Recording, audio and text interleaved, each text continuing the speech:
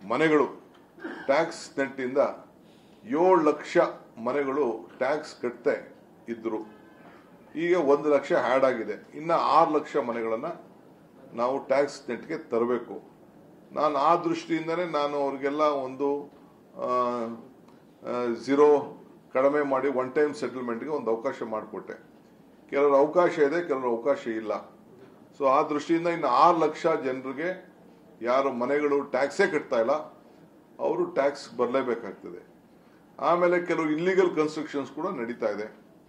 ಸರ್ಕಾರದಲ್ಲಿ ಇಂಥ illegal ಕನ್ಸ್ಟ್ರಕ್ಷನ್ನ seize ಮಾಡೋಕ್ಕೆ ಅವಕಾಶ ಇರಲಿಲ್ಲ.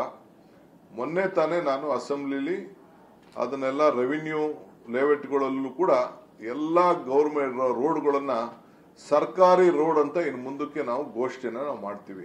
All road will be government road. ಅದಕ್ಕೆ ಪ್ರೈವೇಟ್ ಇದನ್ನ ರಸ್ತೆ ಮಾಡಿಕೊಂಡು ಅವನು ಯಾರೋ ರೆವಿನ್ಯೂ ಲೇಔಟ್ ಹಂಚಿಬಿಟ್ಟು ತಿರ್ಗಾ ಪಾಣಿನ ಅವನ ಹೆಸರಿಗೆ ಇಟ್ಕೊಳ್ಳೋದು, ತಿರ್ಗಾ ನಂದೇ ಇದೆ ಅಂತ ಕೇಳೋದು, ನಮ್ಮ ಅಪ್ಪ ಬಾರ್ಬಿಟ್ಟು ಅವನೇ ನನಗೆ ಗೊತ್ತಿಲ್ಲ ಅಂತ ಹೇಳೋದು, ಇದಕ್ಕೆಲ್ಲ ಅವಕಾಶ ಇಲ್ಲ.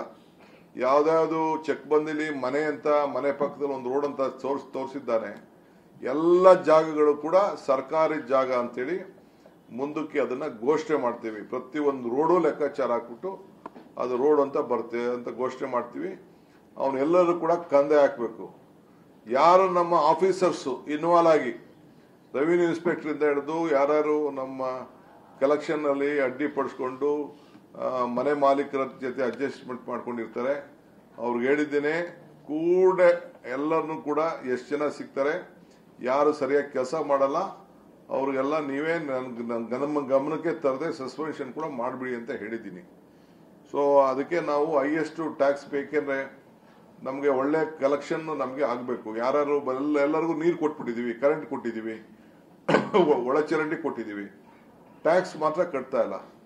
30-40 ಇರೋನು 2 ಫ್ಲೋರ್ ಕಟ್ಟಬೇಕಾದವನು ಈಗೆಲ್ಲ 4 ಫ್ಲೋರು 5 ಫ್ಲೋರ್ ಎಲ್ಲ ಕಟ್ಟಿ ಇಲ್ಲಿಗೆಲ್ಲ ಕಟ್ಟಿ ಬೇಕಾದಷ್ಟು ಸಮಸ್ಯೆ ಆಗ್ತಾ ಇದೆ.